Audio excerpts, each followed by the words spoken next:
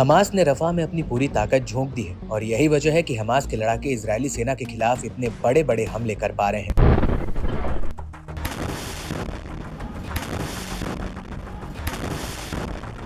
जब इजरायली सेना के जवान मारे ना जा रहे हों और इन हमलों में हमास के साथ वो छोटे बड़े प्रतिरोधी संगठन भी साथ आ गए हैं जो कभी गाजा के भीतर स्वतंत्र रूप से काम किया करते थे। जी हाँ, फिलिस्तीनी इस्लामिक जिहाद की सैन्य शाखा अल कुद्स ब्रिगेड भी अल कासिम ब्रिगेड्स के साथ गाजा में मोर्चा संभाल रही है।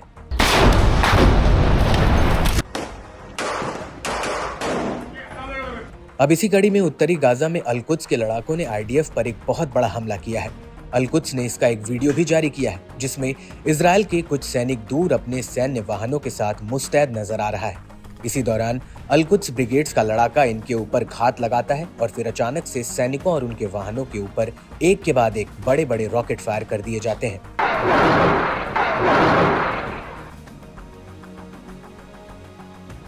इसके बाद सामने से आ रही आईडीएफ की एक गाड़ी पर भी हमला होता है। अल कुद्स का लड़ाका इन गाड़ी पर रॉकेटों की बौछार कर देता है। अल कुद्स का ये लड़ाका पेड़ों के पीछे छिपकर रॉकेट फायर कर रहा है।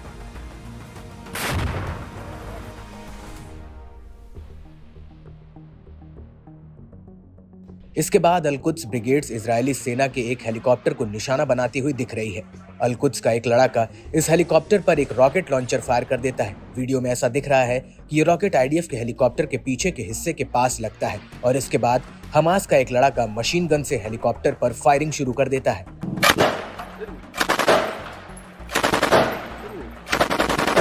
इसके बाद हमास के कुछ लड़ाके हरियाली के बीच बैठकर रॉकेट फायर करते हुए दिख रहे हैं।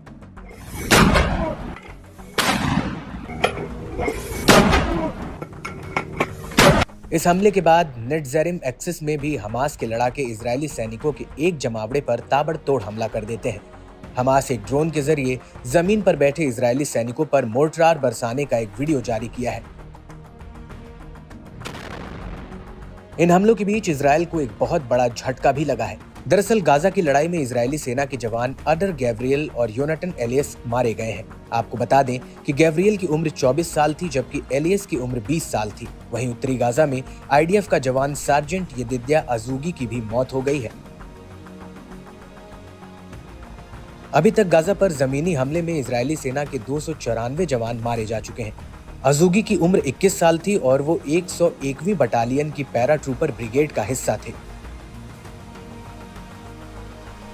हालांकि आईडीएफ का कहना है कि इस लड़ाई में हमास को भी बहुत बड़ा झटका लगा है। दरअसल इजरायली सेना का कहना है कि रफा पर हमले की शुरुआत से लेकर अभी तक 300 से ज्यादा हमास के लड़ाके मारे जा चुके हैं। आईडीएफ का ये भी कहना है कि उसने 30 मई 2024 के दिन गाजा के अलग अलग हिस्सों में 50 से ज्यादा हवाई हमले भी किए हैं।